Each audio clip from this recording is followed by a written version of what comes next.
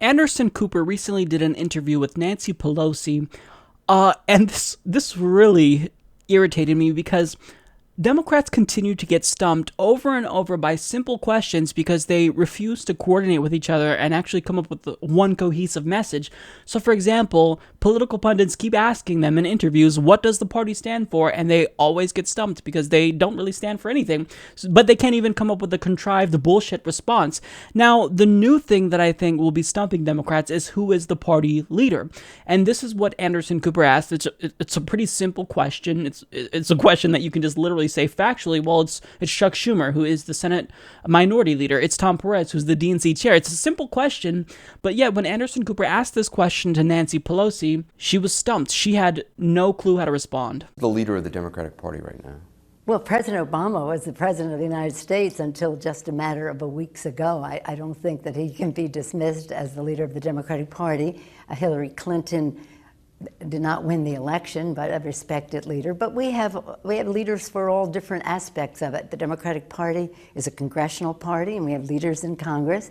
It is a gubernatorial party, and but on the state level, it is a party which has suffered tremendous losses in the last couple of years. It has, but we have a plan to address that. So there's not one standard bearer that you see as the leader of the Democratic Party. We're not in a presidential. We're not in a presidential time. Just finally, when you think about 2020, when you think about the next presidential race, I mean, how do you think Donald Trump is going to make it 4 years? Do you think? I don't know. It's up to him. It's up to him if he obeys the law. But I'm not thinking of 2020. I'm thinking of 2018, a matter of a year and a half from now, but almost a little more than a year and a half from now. The first referendum on Donald Trump will come forward. Nancy, how is that a hard question to answer? I mean, she literally cited President Obama, someone who is done with politics, and Hillary Clinton. Okay, this is easy, Nancy. I mean, if you wanted to go the factual route, like I said, you just do Chuck Schumer, Tom Perez. But what you could say is, well, the de facto leader of the party is Bernie Sanders. He may not necessarily be a registered Democrat, but he represents the core ideals that our base in the party stands for. You could say something like that, but instead she said, well, that poll last week that showed that Hillary Clinton is the most unpopular politician in the country? That's our leader, not the most popular politician in the country, Bernie Sanders. We're with the person who people don't like. Nancy, why? Why do you continue to do this to yourselves? I mean, it's as if they want to ensure that the Democrats don't even have a chance in 2018, and I don't think they do unless we actually have progressives with Justice Democrats. But I mean, at this point, they're really setting themselves up for another bloodbath, and this is their own fault. It's because they have no message. They don't know what they stand for. They don't know who to unify behind. And even if, they're just putting forth token progressives like Keith Ellison and Bernie Sanders for show and not really embracing their values, I mean, some of them are so lost they can't even think of a bullshit response like Nancy Pelosi. And she is in a leadership position.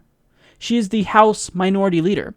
How do you not know how to answer this question? Now, if Anderson Cooper would have followed up and said, well, why not say Bernie Sanders? Because he's the most popular politician in the country. Don't you want to get behind someone with that appeal?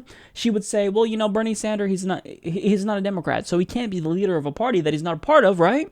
I mean, this is the same thing that they always say. They say, he's not a real Democrat because they don't want to say the actual truth. They don't want to tell you why they won't embrace Bernie Sanders. It's because he threatens their relationship with multinational corporations. If Bernie Sanders becomes the de facto leader of the party, which he's the de facto leader, but I mean, if he's given a real leadership position, then that threatens the money train that they want to keep rolling in, because these big banks who donate to the Democratic Party, these health insurance companies that donate to the Democratic Party, they'd say, well, you have Bernie Sanders, someone who wants to put us out of business as your party leader. We are not going to give you money any longer. And that's why they don't want to embrace Bernie Sanders. It's extremely simple. You always just have to follow the money. If you're confused as to why a politician is doing something seemingly stupid, they're not stupid. There's just something nefarious behind it. It's the money. It's the greed. It's the oligarchy that they want to maintain because they think that's going to help them get elected. It's going to help them keep their jobs. Now, she also implied that 2018 will be a referendum on President Trump. And you literally just tried this strategy. Hillary Clinton tried to make the 2016 election a referendum on Donald Trump, and that did not happen.